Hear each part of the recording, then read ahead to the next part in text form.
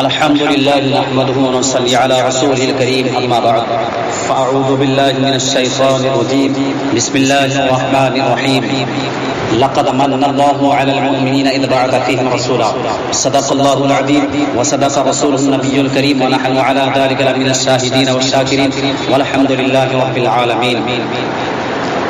حضرت عبدالعظیم سرکار عاصی غازی پوری نے کہا تھا گناہ گار ہوں میں وائز ہو تمہیں کیا فکر میرا معاملہ چھوڑ دے شفیع محشر پر. تو اسی نوعیت کی بات سرکار اعلیٰ حضرت نے کی تھی اور کہا تھا ظاہر ان کا میں گناہ گار ہوں میرے ساتھ اتنی نسبت مجھے کیا کم ہے تو سمجھا کیا ہے. تو اعلیٰ حضرت کے چھوٹے شہزادے ہم شفیع غوث اعظم مفتی اعظم ہند نے اسی نوعیت کی بات کی تھی اور کہا تھا وقت خدا نے مجھے روزے پہ جانے نہ دیا چشم و دل سینے کلیجے سے لگانے نہ دیا میرے اعمال کا بدلہ تو جہنم ہی تھا میں تو جاتا مجھے سرکار نے جانے نہ دیا. سرکار عاصی غازی پوری نے کہا تھا اخیر وقت ہے عاصی چلو مدینے کو نثار ہو کے مرو تربت پیغمبر پر. تو اسی نوعیت کی بات وقت کا مجدد اہل سنت نے کی تھی اور کہا تھا پیش نظر وہ نو بہار سجدے کو دل ہے بے قرار روکیے سر کو روکیے ہاں یہی امتحان ہے. عزیزان ملت اسلامیہ میرے آقا کا مقام کیا ہے میرے نبی کی شان کیا ہے میرے نبی کا رتبہ کیا ہے مجھ جیسا ناچیز انسان نبی کا مقام کیا بیان کرے گا. اما دنیا 36 علوم پر دم توڑ دیتی ہے لیکن وہ اعلیٰ حضرت جنہیں 56 سے زائد علوم پر مہارت تارمہ حاصل تھا جب انہوں نے قرآن کھول کر دیکھا تو کیا دیکھا یہی دیکھا کہ پورا قرآن نبی کی نعت ہے پورا قرآن نبی کی عظمت بیان کر رہا ہے پورا قرآن نبی کی شان بیان کر رہا ہے پورا قرآن نبی کی رفعت بیان کر رہا ہے. کہیں طہا کہا گیا ہے کہیں یاسین کہا گیا ہے کہیں مزمل کہا گیا ہے کہیں مدثر کہا گیا ہے کہیں شاہد کہا گیا ہے کہیں مبشر کہا گیا ہے کہیں نذیر کہا گیا ہے کہیں داعی الی اللہ کہا گیا ہے کہیں سراج منیر کہا گیا ہے کہیں نور کہا گیا ہے. پورا قرآن نبی کی شان بیان کر رہا ہے پورا قرآن نبی کی عظمت بیان کر رہا ہے. اب ہر غلام کی خواہش ہوتی ہے کہ آقا کی شان میں کچھ کہا جائے آقا کی شان میں کچھ لکھا جائے لیکن وہ امام احمد رضا ارے ہاں وہ بہت بڑے عالم تھے لیکن علم پر ناز نہیں تھا بہت بڑے مفتی تھے مگر مفتی ہونے پر ناز نہیں تھا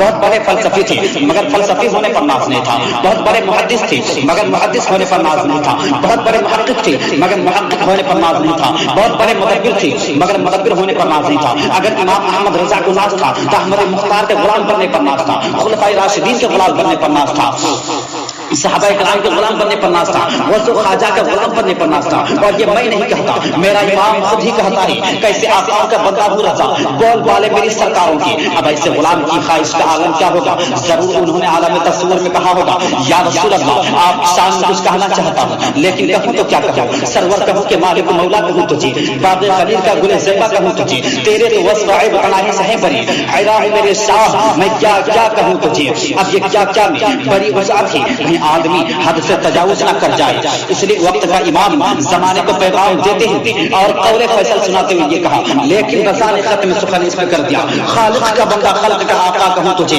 امام احمد رضا سے پہلے مولانا روم نے قرآن کھول کر دیکھا تھا یہ مفہوم انہوں نے سمجھا تھا تو انہوں نے کہا تھا نبی پاک کی شان بیان کرنا کما حد ممکن نہیں ہے اس لیے مولانا روم نے کہا تھا یا صاحب الجمال ویا سید البشر من وجهك المنير لقد نور القمر لا يمكن الصلاه كما كان حقه بعد خدا بزرگ. تو یہ قصہ مختصر اے پیارے ابھی امام احمد رضا جب قرآن کھول کے دیکھا یہی مفہوم امام احمد رضا کے سامنے کھل کر آیا ہے تو امام احمد رضا نے کہا اگر ساری کائنات محترم اشیاء مل کر نبی پاک کی شان بیان کرنا چاہے پھر بھی نبی پاک کی مکمل شان بیان نہیں کر سکتی اس لیے کہ خود رب العالمین اپنے محبوب کی شان بیان کر رہا ہے خود رب العالمین اپنے محبوب کی عظمت بیان کر رہا ہے اس لیے تو وقت کے مجدد کہہ رہا ہے اے رضا خود صاحب قرآن مداح حضور تجھ سے کب ممکن ہے پھر مدحت رسول اللہ کی تجھ سے کب ممکن ہے پھر مدحت رسول اللہ کی. اے پیارے میرے محبوب علیہ السلام سے اللہ نے اپنا محبوب بنایا ہے اللہ نے اپنا حبیب بنایا ہے اتنا بلند رتبہ عطا کیا ہے اتنا بلند رتبہ عطا کیا ہے کہ نہ کسی نبی کو ملا نہ کسی انسان سے مل سکے گا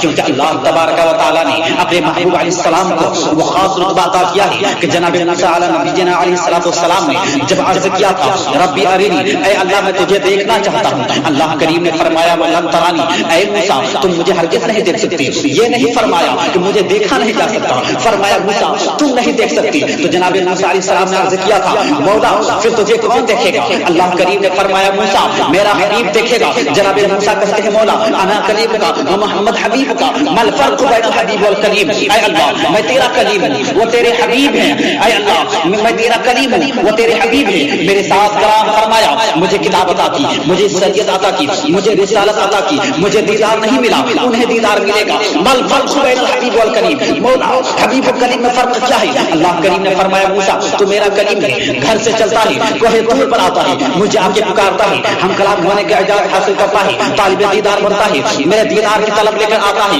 لیکن موسیٰ وہ میرا حبیب ہوگا، ام ہانی کے گھر میں آرام کر رہا ہوگا. 70,000 ملائکہ کو جبرائیل کی قیادت میں بھیجوں گا. جبرائیل کے کافی گھوٹوں سے محبوب کی تربیہ چکوا کے، محبوب کو براق میں سوار کروا کے، محبوب کو انبیاء کی امامت کا تاج عطا کر کے، لا مقام دنا فتدلہ فکان قاب قوسین کے مقام پر بلا غیب محبوب کو اپنا دیدار عطا فرماؤں گا. فرق مسروق و طالب کا دیکھے کوئی، قصہ سورہ معراج سمجھے کوئی بے ہوش اور جلوہ میں گم ہے کوئی، کس کو دیکھا یہ موسیٰ سے پوچھے کوئی.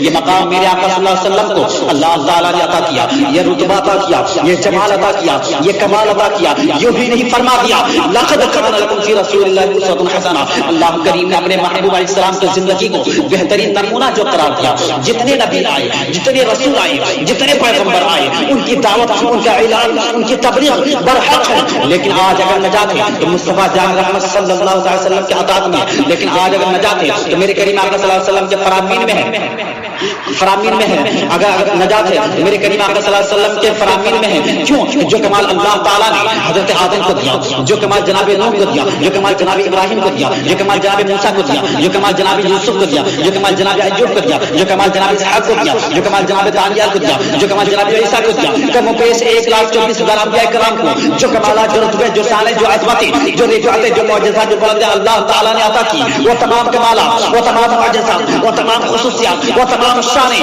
وہ تمام رفعتیں، وہ تمام بلندیاں اللہ تعالیٰ نے اپنے محبوب علیہ السلام کو عطا فرما دی. جب بھی تو میرے امام فرماتے ہیں وہ کمال حسن حضور ہے کہ گمان نفس جہاں نہیں، یہی پورے خار سے دور ہے، یہی شمع ہے کہ دھواں نہیں، بخدا خدا کا یہی نظر نہیں اور کوئی مفر مقر، جو وہاں سے ہو یہی آگے ہو، جو یہاں نہیں تو وہاں نہیں. تیرے آگے یوں ہے دبے لچے، تیرے آگے یوں ہے دبے لچے، فصحا عرب کے بڑے بڑے، کوئی جانب میں سما نہیں بلکہ جسم میں جان نہیں. کروں بدھ اہل دول رضا پر اس بلا میں میری بلا، میں گدا ہوں اپنے کریم کا، میرا دین پا رہے ہیں نا نہیں. یا رسول اللہ زمین و سما تمہارے لیے، مکین و مکہ تمہارے لیے، چنین و چنہ تمہارے لیے، بنے دو جہاں تمہارے لیے، دہن میں سبا تمہارے لیے، بدن میں جان تمہارے لیے، ہم آئے یہاں تمہارے لیے، اٹھے بھی وہاں تمہارے لیے. تمہاری چمک، تمہاری دمک، تمہاری جھلک، تمہاری مہک، زمین و فلک، سیما کو سمک، میں سکہ نشان تمہارے لیے. سبا و چلے کہ باغے پھلے، وہ پھول کھلے کہ دن وہ پھلے، لیوا پہ تلے سلامی کھلے. رضا کی زبان تمہارے لیے،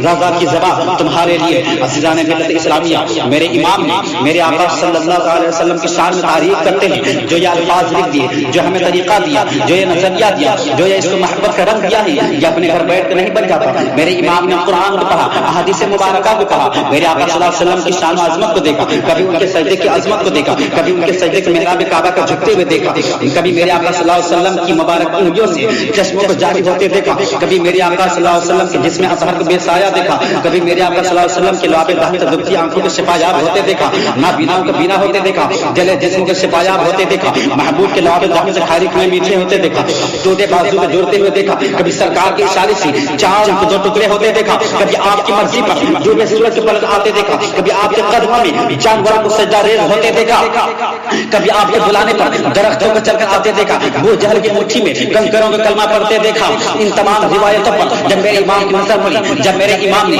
اپنے آقا صلی اللہ تعالی وسلم کی ان کمالات کو، ان معجزات کو، ان شان و عظمت کو دیکھا، تب جا کر ان کے خانہ دل میں ایک نظریہ بنتا ہے اور اس کو مستی میں پکار اٹھتا ہے. وہ کیا ہے؟ سب سے اولا و اعلیٰ ہمارا نبی، سب سے بالا و بالا ہمارا نبی، اپنے مولا کا پیارا ہمارا نبی، دونوں عالم کے دور ہمارا نبی، ملک کونین میں انبیاء تاجدار، تاجدار کا آقا ہمارا نبی. کیا خبر کتنے تارے کھلے چھپ گئے پر نہ ڈوبے نہ ڈوبا ہمارا نبی. بجھ گئی جس کے آگے سبھی مشعلیں، شمع وہ لے کر آیا ہمارا نبی. غمزدوں کو رضا مزہ دیجیے کہے، غمزدوں کو رضا مزہ دیجیے کہے، بے کسوں کا سہارا ہمارا نبی.